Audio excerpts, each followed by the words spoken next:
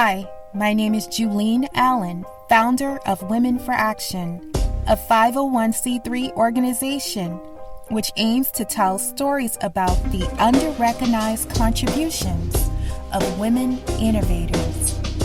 You're listening to Straight Talk, No Chaser, where you can tune into independent reporting and genuine conversations. This show also funnels stories from collaborative programs such as the Lean In Ohio 100 Women Interview Series. So Suzanne, you are founder and principal of Unifying Solutions. How did this role come about?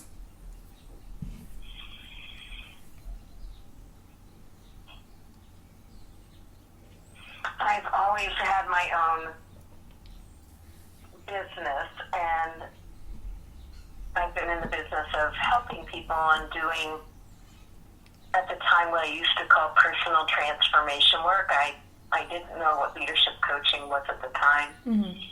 And then along the way, I started helping people join their values and organize around their values to create meaningful contribution. And I started being fascinated by how human beings operate together within a system, whether it's a team or an organization, and how are they responding to each other for the greatest health and vitality in an organization. So I started doing a lot of research around timely, relevant feedback. Mm-hmm. And then people started bringing it into their teams, and I got into coaching and leadership development and organizational development really through the back door. It wasn't like I had forethought about how I wanted to get there. People started inviting me in, and I started studying and doing research and putting together protocols. And then I went to a leadership institute and got trained. But before I went to the leadership institute, I created Unifying Solutions. Okay. So that's how it got formed. So you've completed training at the Strozzi Institute and earned the title Master Somatic Leadership Coach. Right. What does a Master Somatic Leadership Coach do? It's a great question. Soma has to do with the whole living body. So if we look at ourself, actually operates through our body, and our histories operate through our body. What have we been practicing because of our histories that maybe have gotten us to a certain level of leadership, but at some point is also producing breakdowns for us? And so what a somatic coach does is help identify what you've been practicing that is causing breakdowns, and helps design new practices so that you can be successful and fulfill on the future that you want. And so it's using the whole self, not just the intellect, but it's actually using your intellect, your social and emotional intelligence, and how you actually take action. Mm. So, for example, and then also through that, I got very interested in a gender lens, which also took me to intersectionality. And I think all those lenses are critical when we're looking at how histories within our body and actions that we are or are not taking. Mm. So it would be like, for example, women in general tend to have more of a comply and prove.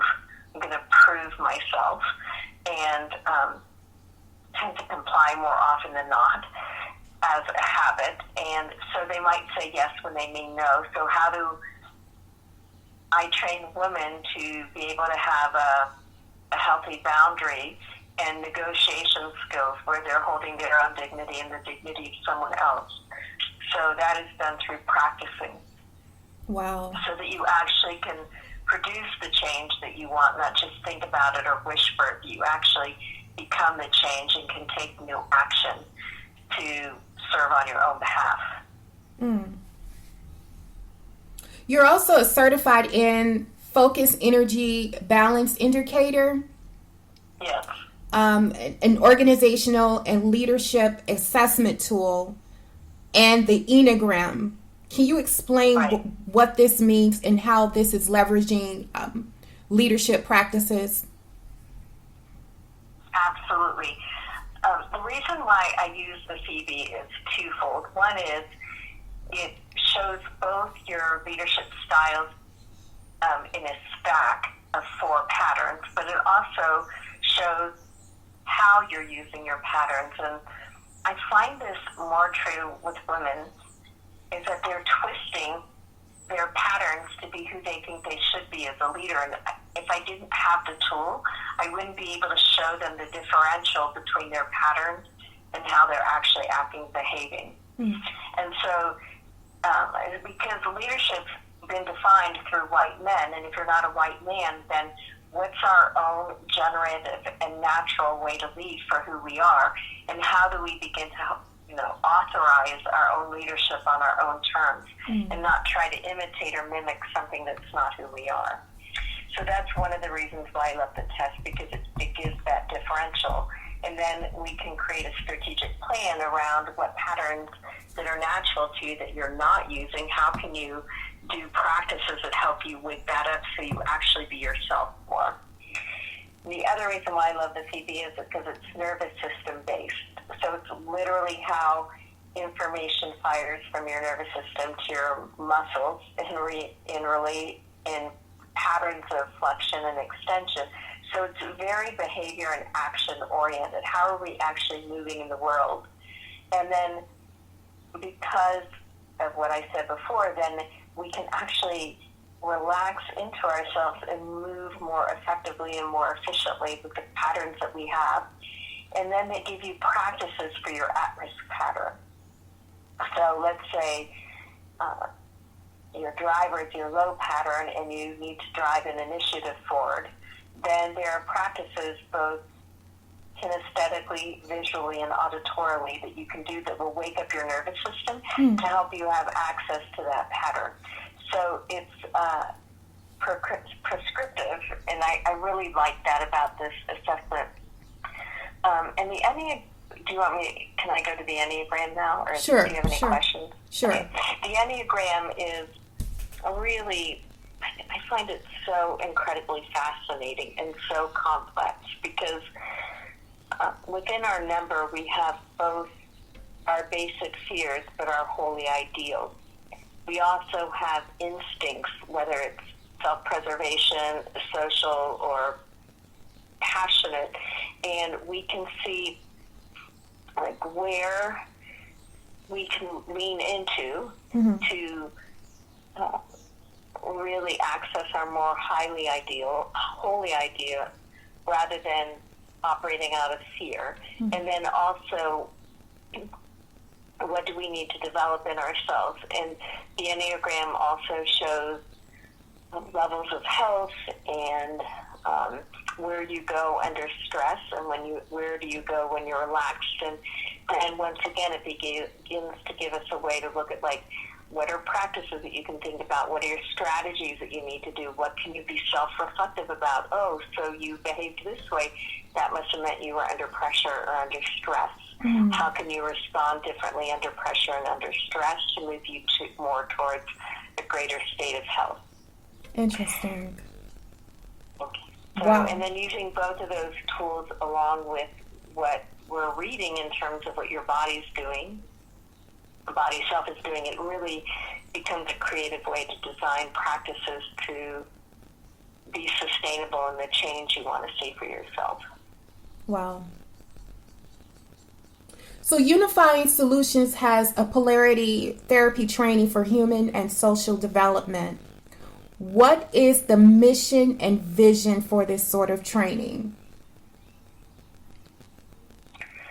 Well, polarity is how do the laws of energy and the laws of magnetism, first of all, apply to human consciousness, human development, and social development. And I'm going to start really with the social development. One of the things, especially because I'm interested in helping liberate power in all marginalized communities so that there's more social equity. number one. Number two, I'm interested in organizations reflecting diversity and multicultural effectiveness at all levels, so that we're not just seeing people that are different than white men at entry-level positions, but that higher levels of leadership are demonstrating diversity and doing it in a way that's healthy for every individual. So one of the things that when we're looking at complex systems of difference, what are you actually unifying around that can hold difference without difference becoming oppositional, and also without sanitizing oppression? Mm-hmm. So we look at, like, what are we unifying around? That's the business unifying solutions. Are we unifying around the fact that all life is valuable? Mm-hmm. That's how we use life principles, because one of the laws of energy is that, and it operates within a battery, is that unity at the center of opposites. So how do we have unity at the center of opposites? It creates balance. And that's one of the ways that a law of energy is applied to human development, social development, and organizational development. Do you want me to keep going? So, yeah, I mean, look, when you say unity in the center of opposites, what is, can you give me an example of that? Well, I'll give it to you with an example. So, like, unity lets a battery operate, because then you have equal charge at the positive and negative pole, mm-hmm. and then energy can flow freely between it. Okay. So, let's say within a polarity training, I make sure that my room is complex and diverse, mm-hmm. so that there's racial difference, gender difference, perhaps even gender variance, mm-hmm. Class difference, sexual orientation difference. And so we come into the room together, and so here we have what we could say is a lot of opposites, or things that could become oppositional. Now, if we let everything be balanced in their poles, then what's at the center? The center is unity. So I would say that we would unify that all life is sacred, that every human being matters, and every human being has the right to contribute. And so if we're centering around that, then that can hold the difference, because it's not charged in an imposing way. It's charged in a way that it brings life. Wow. So what type of individual is in need of your services? I think everyone. No. People that are hungry and longing for something more for themselves on the inside, that they want to feel more alive, or they want to feel more empowered, or have more agency, or more authentic, or more engaged. I think people that also need more skill in terms of increasing their social and emotional intelligence within perhaps a team, or needing skill around negotiation, or needing skill around strategy. I think in terms of teams or organizations, what I'm most passionate about in the last few years is helping people. When I primarily only coach women, but when I have women leaders that are in a position of hiring, that if they're white, I have them do work around white privilege and implicit bias. And then I ask them to really look at the pool of people that they're hiring, and to hire people that don't look like them. Mm-hmm. And then as they're bringing in racial difference, that I coach the people that are supervising people that don't look like them, to make sure that they're identifying the talent in the person and not having their implicit bias limit their potential, and make sure that everybody gets lifted within the organization. And right now I'm fascinated by that. I've got to do it with 2 teams, and it's to see teams diversify and do it with health is exciting to me, and so I know it's possible. I don't even remember the question. I just remember my passion. I had asked you, and you've answered it. What type of individual is in the need of your service? Yeah, there you go. So, women generating collective power for positive change, a social change model of leadership for women. Can you tell me about this program, or have we been pretty much discussing it? Well, actually, Women Generating is now folding into Unifying Solutions. Okay. So we're including it into generating sustainable change. Women Generating really was a designing practices for women that interrupt social norms. And because social norms are a collective shape, then training women to take new action or change something that is more social norm defined requires being in the social system. So that's why it was collective power. So even around girls' confidence peaking between the ages of 8 and 9. So that's a collective issue. While it may feel personal, it's not personal. You might have a personal story about it, but it's got a dotted line to that quantitative research. And so then what are the collective practices a group of women need to be in order to own their own authority and own their own knowing? Confidence is about really trusting your own self to risk, taking a direction or having a hypothesis and not having to know the truth about it, but to experiment and play and learn and grow. And so how do we help women come together and make that collective change? So that's really what the collective power was about. And lastly, Susan, in your bio, it states that you have a passion to address racism and the intersection of class, race, and gender, which has led to your work to unify cultures of organizations through diversity. Can you give me an example of how you are addressing intersectionality in your work? Well, within my coaching clients, I have every client write a social and emotional autobiography addressing class, race, and gender and how they got shaped by it. Because everybody can tell their personal story. Well, my parents were like this, or, they can talk about that, but people have had less opportunity to think about, okay, so if what defines class, access to power, privilege came through colonization, and it's white, male, Christian, and an economic class that exploits and harms the other to have the kind of gain that they have and the kind of greed that they have. So how does that filter down into what shapes you? So having them reflect on that piece. So if we look at a social system or a social norm, like we just did, women's confidence, men's confidence peaks at the age of 13, so it's a different qualitative. So how did that gender lens then come down into the community you lived in?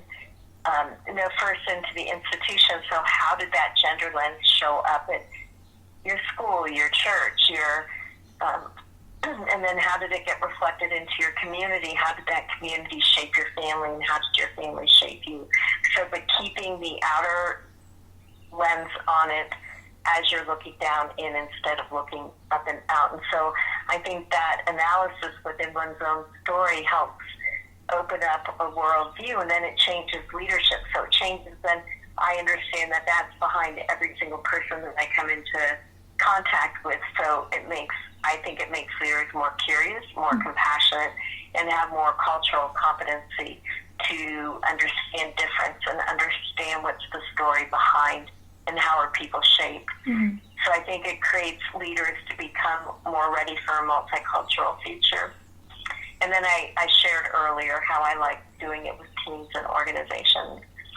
And so that's really, I think it's critical to pay attention to intersectionality, both looking within ourselves but looking without, to understand the complexity of what's shaping people and how they might be behaving and what might be behind it, and not just look right at the surface. Mm.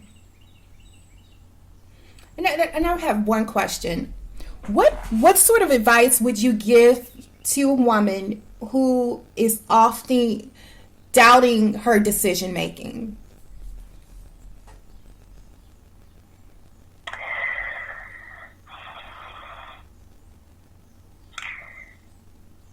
Well, I have three things. One is, in making a decision,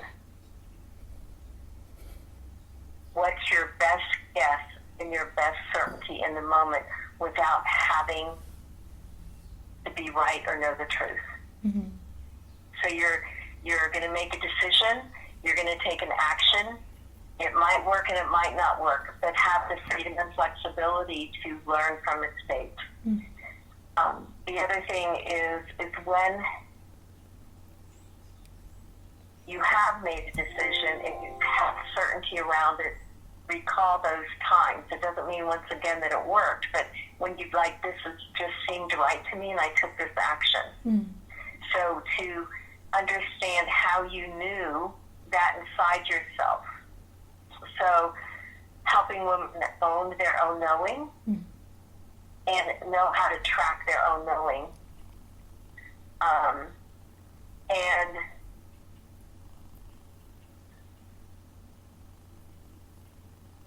I think making a decision is just the next step. That's all it is. Mm. It's not the end of the game. And you get to make another decision after that one because you've gathered more information from that other decision. You're not making decisions to prove yourself. You're making decisions to know yourself. I love that. That's powerful.